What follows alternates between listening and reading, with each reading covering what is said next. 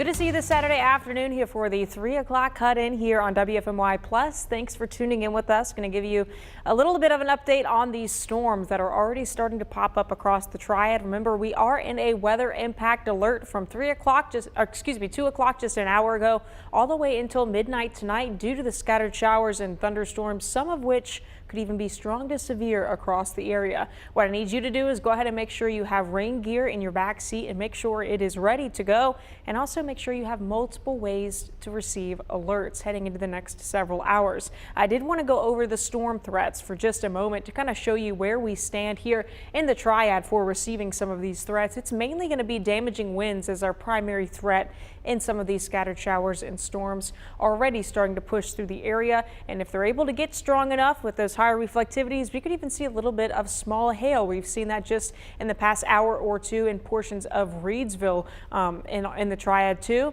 Very low tornado threat for us across the area. Again, it's not zero, but it is very low for the area. Plus, with some of these very, very strong storms able to dump a lot of rain in a short amount of time, could even see a little bit of flash flooding. So I'm going to show you this. Look at the radar on the satellite right now. We had a lot of severe thunderstorms out to our west just yesterday. And that line we've been following for the last 24 hours or so, and we're starting to see more and more scattered showers and even some strong thunderstorms pick up into portions of the Triad. So let's zoom in just a little bit on some of those spots right now, starting to make their way into Davidson County. You can see this line starting to form across Davidson into Forsyth, and also portions of Guilford County right there into Rockingham County, and also another section here and right on the line between Mount Airy County, or Surrey County, and also Yadkin County. So I'm going to storm track with you guys for just a little bit to show you what we're kind of seeing with some of these storms. Again, it's a lot of lightning and it's a lot of rain in a very short amount of time across the area. So let's kind of zoom in just a little bit right here along right near Lexington and central Davidson County, right through portions of Forsyth. Seeing a lot of heavy rainfall. I'm not sure if I see much hail at the moment, but that could very well change here in just a bit. But you can see over here in Yadkin County, right just to the south of Forbush and toward the east of Yadkinville, right along 421, there was a little bit of hail there, and it was pretty small, but it was still notable enough, for this to be kind of put out by the National Weather Service to say, hey, this is a strong thunderstorm continuing to push north, at around 20 to 30 miles per hour. So these storms are also pretty quick moving across the area. Let me show you one more look at the radar, and then we'll talk about some other things. But heading into the next couple of hours, you just want to make sure that you're keeping an eye to the sky, especially if you're intending on being outdoors. Make sure you have a plan to head indoors. Make sure you have multiple ways to receive these warnings. Right now to our south here in portions of Charlotte, there is a lot of heavy rainfall and a lot of lightning and strong thunderstorms, a line of them continuing to kind of make our way. This is actually pushing toward the north, continuing to kind of more so of a northern track rather than an eastern track. And you can see a lot of lightning, heavy rain, and maybe even a little bit of hail with these thunderstorms. Again, and then this is all along that cold front that we're going to continue to be tracking all throughout this upcoming evening.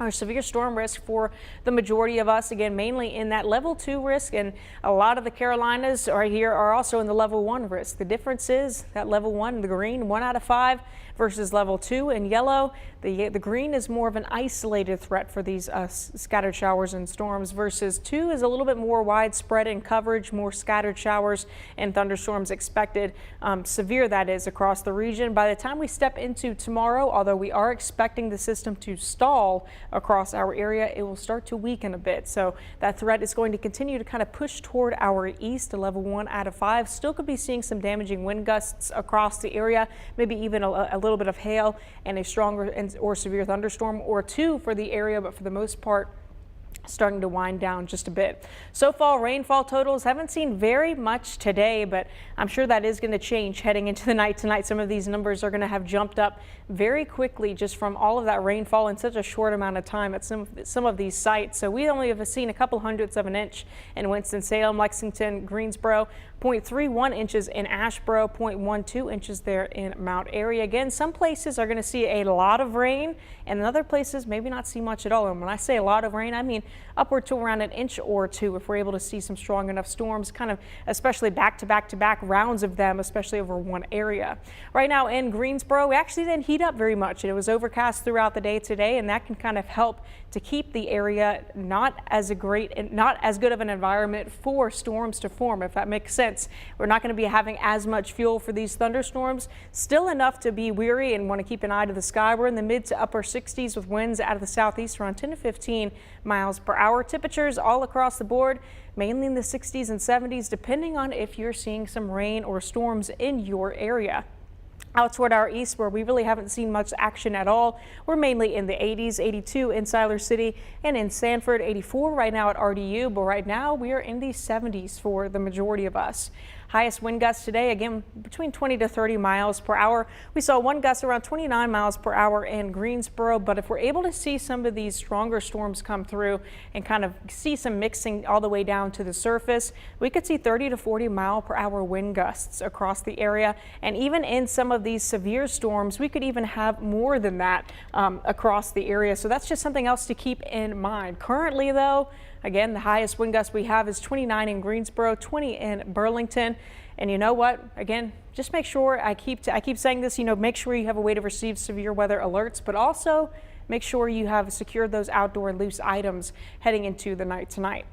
And this is the system that we're going to be tracking these next couple of hours into the night tonight. This low pressure system, all in association with this cold front kind of continuing to push through the area, is kind of dragging in that moisture and that storm chance. But it is going to kind of hover exactly where it is throughout the day on Sunday and also into early next week. So as for the day today, again, you want to be on the lookout for these scattered showers and storms all the way through around midnight. For Sunday, it's a little bit of a flipped schedule to Saturday.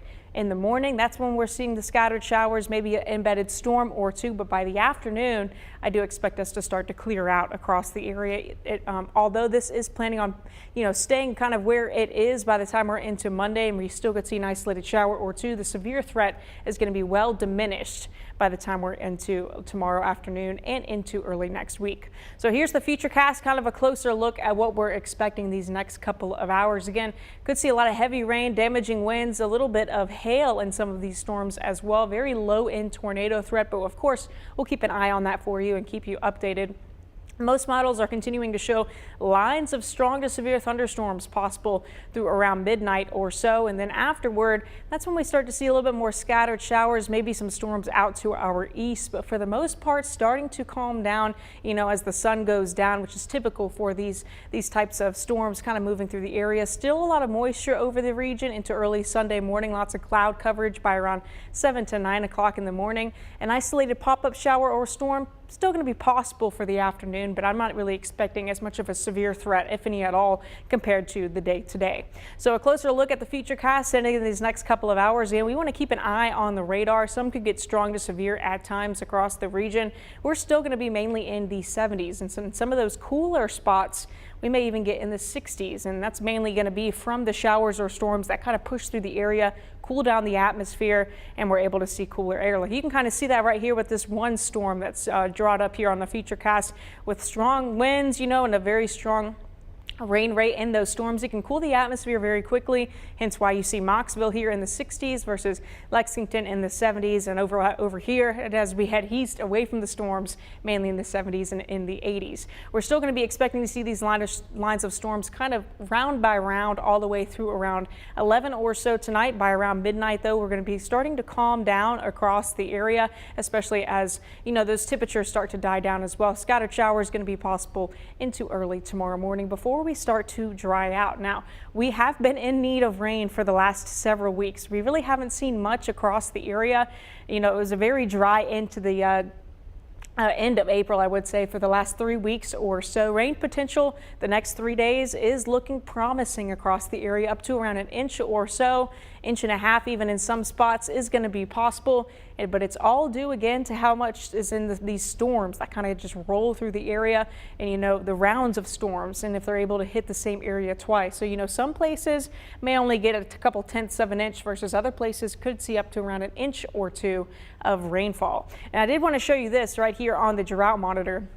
On the latest report, we get a new one every Thursday that's updated to fit in with the latest that we've seen the last couple of weeks with terms of rainfall. And this actual area, this tan area right here on the moderate portion of the box, level 2 out of 5, is where we're typically at right now in the Triad for now. But that was actually changed just from last week. We've gotten worse, essentially. And what that means is we are just in dire need of some rainfall across the area. So keep that in mind.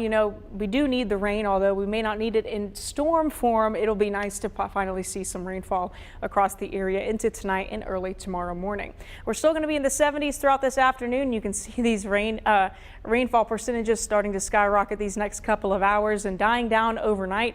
Again, some of these could be strong or severe across the region, but the whole weekend is not going to be a washout. Still going to have a little bit of a chance of rain by the time we're into early on Sunday, but by the time we're into the afternoon, a little bit cooler and starting to see a little bit more sunshine for the afternoon as well.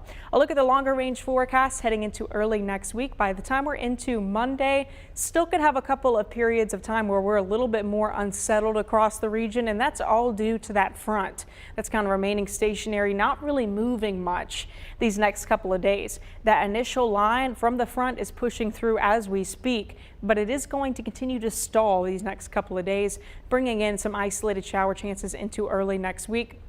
This is all throughout the day on Monday. By the time we're into Tuesday, still pretty dry across the area, very minimal rain chances all the way through the end of next week when we start to see more shower chances across the area. A quick look at traffic here. I'm really not seeing much right now on the traffic map, which is a good sign, right? Some of you have your typical trouble spots, especially over the weekend. I want to show you over here in Kernersville, as I can kind of spot it right here on the whim. Looks like you have a little bit of a stop and go traffic right here on 421, but other than that, I'm really not seeing much across the area. I'll continue to update you on traffic, of course, also as we head into the night tonight with more scattered showers and storms possibly impacting our roads as well. And with that, could see a little bit of ponding and a little bit of hydroplaning, so keep that in mind. 7-day forecast, I'm going to scoot out of the way so you can get a full view right here. Isolated storm is going to be possible heading into tomorrow morning, but by the afternoon, we're slowly going to start to dry out. We're going to be back in the middle 70s. Still isolated shower or two possible for Monday, but we're drying out Tuesday and Wednesday, mid to upper 70s, right at around 80 for Thursday. Isolated showers and nice temperatures for next weekend.